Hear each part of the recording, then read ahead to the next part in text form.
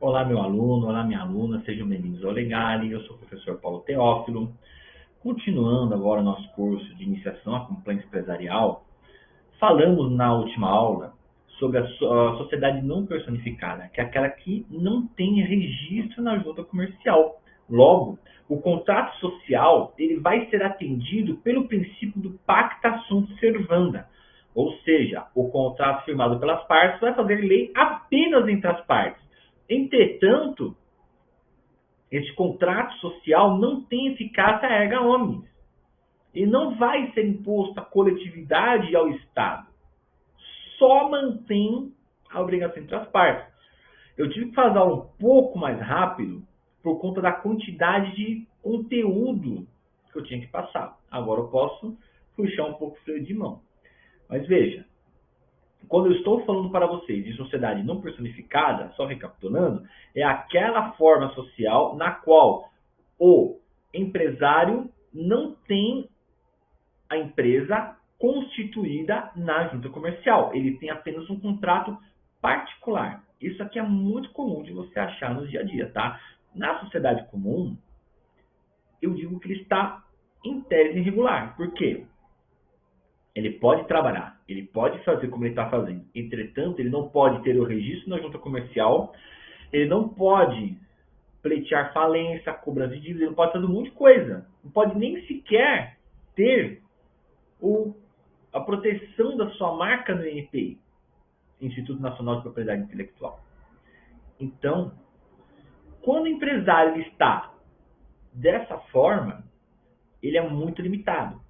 Agora, existe uma outra forma de sociedade não personificada também, que nós vamos falar agora, que é a sociedade por conta de participação. Essa é uma forma social bem bacana, porque você consegue criar muito com ela. Ela é muito útil. Você consegue criar muito. Ela é uma sociedade importante para quem trabalha como investidor. Então, você tem um projeto e vai buscar investidor para esse projeto. Entretanto, esse investidor ele vai ser remunerado pelo projeto. Ele vai ser sócio da empresa. Vamos ver como que ela funciona. Vamos lá. Sociedade em conta de participação. Artigo 991 do Código Civil vai definir que na sociedade por conta de participação, a atividade constitutiva do objeto social é exercida unicamente pelo sócio ostensivo, que, em seu nome individual e sob a sua própria exclusiva responsabilidade, participando dos demais o resultado correspondente. Parágrafo único. Obriga-se perante terceiro tão somente o sócio ostensivo e exclusivamente para este o sócio participante nos termos do contrato social. Então, quando eu estou falando da sociedade por conta de participação, eu tenho aqui duas figuras. Eu tenho a figura do sócio ostensivo e do sócio participante. Qual que é a diferença entre eles? O sócio ostensivo é aquele que administra a empresa. Ele é o gestor da empresa, o gestor do negócio. É muito comum, principalmente em sociedades médicas, isso a gente vê muito, tá? Eu tenho um médico que vai prestar serviços de plantão para hospitais, de forma terceirizada. Ele tem uma empresa que presta esses serviços. Lembra que eu falei na primeira aula? Ele não pode ser empresário por ser um profissional intelectual científico. Entretanto, ele já criou uma profissionalização para uma mão de obra. E já tem outras pessoas também que vão prestar essa mão de obra. Logo, ele vai trabalhar de forma sistemática, metodológica, profissional. Aqui, ele assume o risco da atividade e se torna uma sociedade empresária. Então, ele cria uma empresa para ele que exerce essas soluções médicas, que é o que eles geralmente chamam, fulano dá soluções médicas, né? Então, é muito comum você ver o médico, ele vai recrutar o médico para fraudar a CLT, lógico, né? Artigo 9 da CLT não serve mais para nada. Se você não conhece o artigo 9 da CLT, pausa esse vídeo e vai olhar, porque isso aqui é importante para a gente prosseguir, tá? Pausa o vídeo e vai olhar o artigo 9 da CLT agora, que eu não vou trazer isso aqui, quero que você olhe. Veja,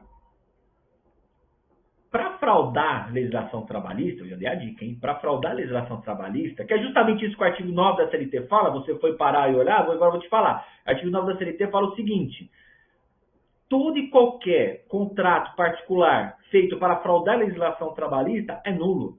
Então, o que o cara faz para fraudar? Ele traz médicos dentro dessa sociedade empresária para fazer o quê? Para prestar plantões para ele.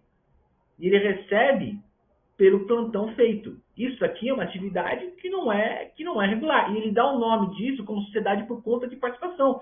É feito um contrato bonitinho que o médico participa. E da mesma forma com que acontece muito nesse ramo da medicina, acontece em outros também, tá? Até na sociedade de advogados já vai acontecer. Agora, isso não é uma sociedade por conta de participação. Por isso que eu insisti para você olhar o artigo 9 da CLT e completar bem essa aula. Por quê? Isso aqui é uma fraude à legislação trabalhista. O que é a sociedade por conta de participação propriamente dita? Eu tenho um negócio e eu preciso de um investidor. Eu já tenho uma empresa. Eu tenho um projeto próprio para essa empresa. Agora, para esse projeto, eu necessito de um investidor, alguém que entre com um aporte financeiro. E eu arrumo alguém.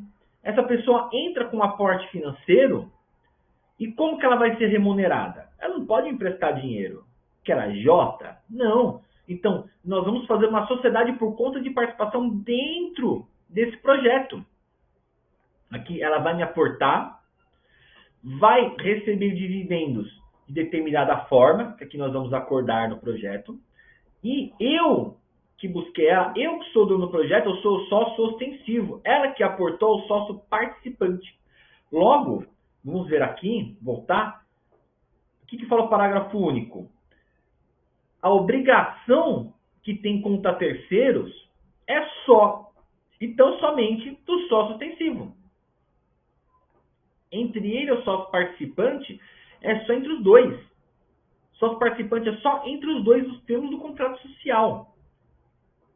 Agora, perante terceiros, quem pode ser processado é só o sócio ostensivo, o participante não. É muito comum você encontrar esse tipo de sociedade, principalmente nos clubes de futebol, porque dentro dos clubes de futebol, quando você tem um investimento num jogador, você quer comprar um jogador, você vai atrás do investidor para aquele jogador, ele vai aportar para ajudar a compra daquele jogador, e quando aquele jogador for vendido, ele vai receber uma determinada quantia. Ou então ele pode receber um percentual da lucratividade que aquele jogador dá. Mas isto é uma sociedade por conta de participação. Então, o clube de futebol, ele vai assinar uma sociedade por conta de participação. E aí, o que acontece? A responsabilidade total é do clube de futebol.